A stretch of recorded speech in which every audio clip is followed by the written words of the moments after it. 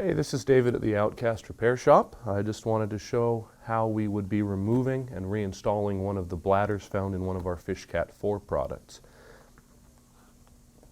What I'm going to do at this point is unscrew the Boston valve and let the air out of this boat.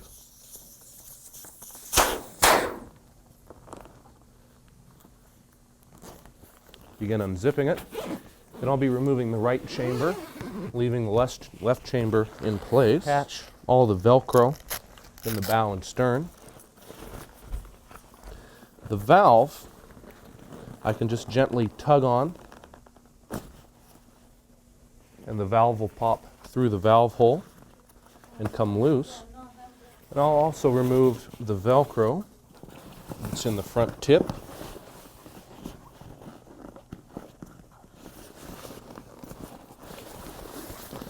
And I can take the whole bladder out at this point.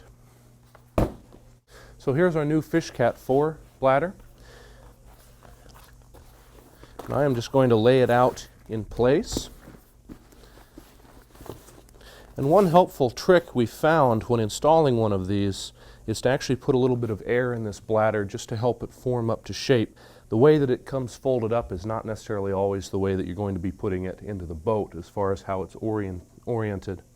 So I'm going to put a little bit of air in this and show you how we start putting it in. So at about this pressure, we can see at the angle that this air cell is going to need to go into this FishCat 4. And so I'm just going to kind of get this laid out correctly. Loosen my valve. And just start placing this into the boat.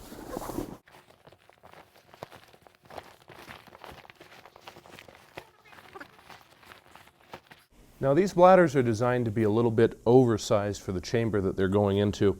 We design them that way just so that the skin of the boat with heavier construction is taking more of the stress when this is inflated rather than an undersized bladder that's going to fill out 100% and be under extreme stress. So if this seems a little bit oversized for the cavity, that's perfect. That's how they're designed. So at this point, now that I have the bladder relatively in place, I'm just going to pull the top of the valve through the hole and then gently begin pulling the valve up through the valve hole.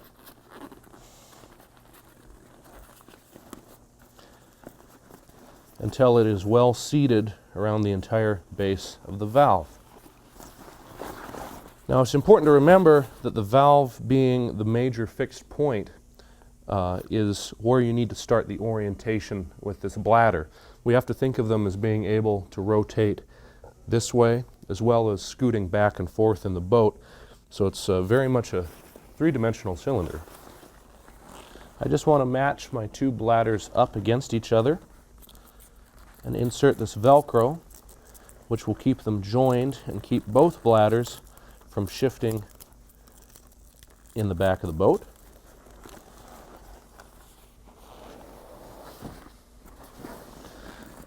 And in the very front tip,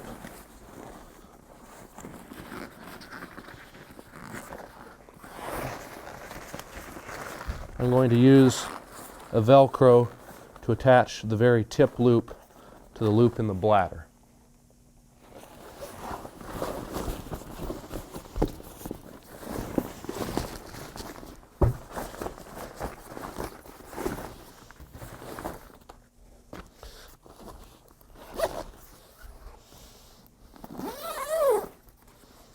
I'm now going to inflate this and check for alignment.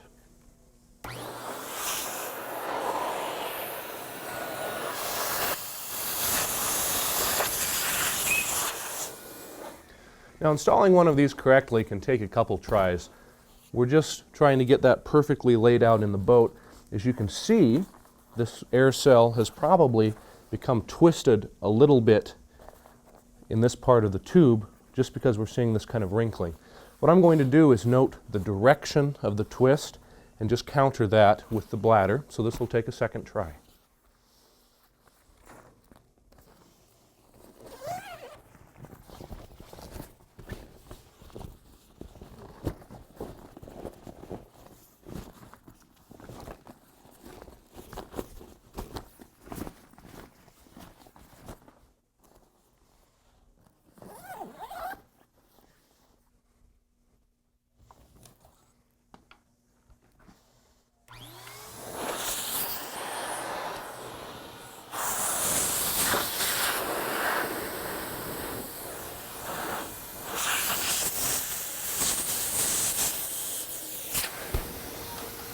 So we've got this back in the boat. As I can see on this side, I don't have any major twists, voids going on.